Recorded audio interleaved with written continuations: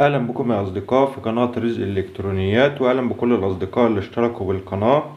النهاردة انا معايا لمبة زي دي، تمام. ومعايا سكينة. طبعا اي بيت بيبقى فيه السكينة دي، تمام. احنا كده هنصلح اللمبة دي من خلال السكينة فقط. لا هنستخدم قصدير ولا هنستخدم كاوية ولا هنستخدم اي حاجة غير السكينة بس. طبعا حاجة سهلة جدا وهنشوفها مع بعض. تابعونا لنهاية الفيديو عشان نعرف التفاصيل بالظبط وهنعمل ايه، ويبقى احنا كده وفرنا على نفسنا القصدير وكاوية اللحام والحكاية دي كلها. تابعونا.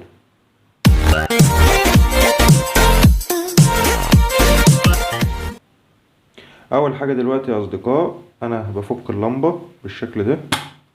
اول ما بفك اللمبة بتظهر معايا البوردة بالشكل ده. طبعا البوردة دي يا اصدقاء عبارة عن ليدات متصلة على التوالي. اول ما ليد فيهم بيتحرق، تمام، بيفصل اللمبة كلها، تمام. دلوقتي انا عايز اعرف الليد التالف في اللمبة دي. طب هنعرفه ازاي؟ عندي طريقتين. ان انا عندي مثلا جهاز افوميتر زي ده اقدر ان انا اعرف بيه. الحاجة التانية لو انا ما عنديش افوميتر، فيه دايرة كنا عاملينها، هسيب لكم رابط الفيديو في الوصف.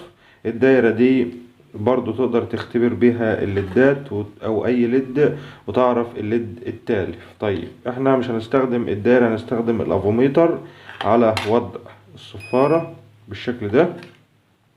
هنبدأ كده نختبر كده الليدات بالشكل ده اهو. طيب ما جابش معايا. طبعا الدايره دي بقى انا دلوقتي خلفت المجسات. الدايره اللي احنا عملناها اللي هسيب لكم الرابط بتاعها في الوصف ما بتخلفش المجسات ولا حاجه. اول ما بتحط المجسات كده في اي اتجاه الليد بينور معاك او ممكن يبقى تالف. طيب كده الليد ده شغال. الليد اللي بعديه نور معايا اهو يبقى شغال، تمام. ما نورش يبقى كده تالف. هنمشي كده على طول اهو بالشكل ده ما نورش معايا. هنبدأ نعلم عليه كده بقلم كده يا اصدقاء، ونديله علامة كده فوقيه زي ما حضراتكم شفتوا كده. وهنبدأ نشوف باقي الليدات بالشكل ده برضو. هنمشي عليهم كده واحدة واحدة وهنشوف مع بعض.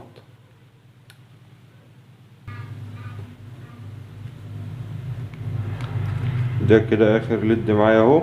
طيب اذا كده انا فحصت الليدات كلها يا اصدقاء، مفيش غير الليد ده الوحيد اللي هو احنا علمنا فوقيه، هو ده اللي تالف وقاطع معايا الدايرة. فعشان كده اللمبة مش راضية تنور معايا.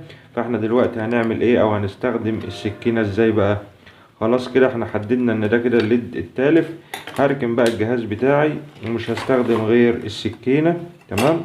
هو الفكرة كلها يا اصدقاء ان الطرف ده، تمام، بيوصل للطرف ده اللي بيعمله الليد، فالليد بينور معايا. طيب انا عايز استغنى بقى عن الليد، يبقى لازم اكمل الداير او اوصل الطرف ده بالطرف ده عشان الكهرباء تمشي والليدات ترجع تنور مرة اخرى. يبقى انا كده هنطر الليد ده كده بالسكينة اهو بكل سهولة اهو زي ما حضراتكم شفتوا كده. كده احنا نطرنا الليد. وهنلاحظ هنا يا اصدقاء ان هنا كده مسار اهو، تمام، وهنا مسار. فهنبدأ ان احنا دلوقتي بالسكينة وهنبدأ نجرح كده زي ما حضراتكم شايفين كده اهو بالشكل ده كده، وهنشوف مع بعض. بعد ما قعدت اجرح يا اصدقاء، ليه احنا بقى بنجرح علشان المكان اللي موجود عليه الليد يعتبر موجود على قصدير يا أصدقاء. يعني يعتبر الطبقة اللي ملحوم عليها الليد ده يعتبر طبقة قصدير. فاحنا قعدنا نحك كده كده كده لحد ما طلعنا طبقة القصدير دي، تمام. طلعنا طبقة القصدير اللي هو ملحوم عليها الليد. طب طلعناها ليه؟ طلعناها علشان المرحلة اللي بعد كده ان انا رحت سخنت السكينة على البوتاجاز، ويبقى انا كده معايا قصدير بدأت ان انا اوصل الطرف ده بالطرف ده. طيب حتى لو الطرفين دول مش موجودين خلاص انا برضو هوصل الطرف ده بالطرف ده، اللي هو المكان ده والمكان ده، لان زي ما قلت لكم ده طرف وده طرف. تمام. فانا حكتي بالسكينه ان انا عمال احك بالسكينه عشان اقلع الطبقه اللي موجود عليها الليد. طيب اللي هو ملحوم عليها الليد. طيب بعد ما قلعتها يبقى انا كده اصبح معايا دلوقتي كده قطعه قصدير. تمام. عشان انا كان ممكن اسخن على طول واجي الحم الاطراف ببعض. تمام. ما بتجيش، واوقات القصدير ما بيبقاش راضي يسيح معايا او يتقلع معايا. لكن بطريقة السكينة دي انت بتقلع مكان القصدير، فطبعا كده بتبقى معاك قطعة من القصدير. وجيت بعد كده سخنت السكينة على البوتاجاز وبدأت ان انا اوصل الطرف ده بالطرف ده. طبعا بعد ما وصلت الاطراف ببعض زي ما حضراتكم شايفين كده، هنبدأ كده نجيب الافوميتر بتاعنا، اوريكم بس التوصيل وبعد كده نجرب اللمبة مع بعض.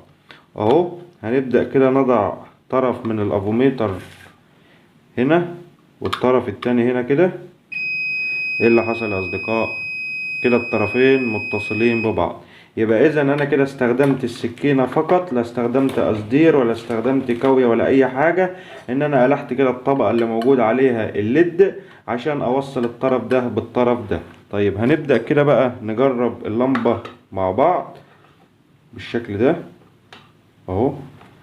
وهنبدأ كده نوصل كده. انا وصلت كابل اهو في 220، وهنبدأ نوصل الاطراف كده اهو باللمبة. زي ما حضراتكم شايفين اللمبة اضاءت معايا اهي. تاني اللمبة منورة معايا اهي يا اصدقاء. يبقى انا كده استخدمت السكينة فقط اهو. طيب هنبدأ نقفل اللمبة كده ونشوف مع بعض. يبقى انا كده يا اصدقاء استخدمت السكينة فقط لإصلاح اللمبة، لا استخدمت قصدير ولا استخدمت كاوية. وطبعا دي موجودة في أي منزل، والبوتاجاز أو الشعلة برضو في أي منزل. يبقى تقدر تصلح اللمبة بتاعتك بدون أي مشاكل وبدون أي تعقيدات. هنبدأ كده نوصل أهو. اللمبة أضاءت معانا يا أصدقاء. بس كده يا حضرات، ده كده كان فيديو بسيط عن إصلاح اللمبة بالسكينة. أرجو أكون قدمت معلومة بسيطة. لو استفدت من الفيديو يا ريت تدعمني لايك واشتراك في القناة وتفعيل الجرس عشان يوصلكم إشعار بكل جديد وبكل فيديوهاتنا الحصرية. شكرا لكم واشوفكم في فيديو جديد.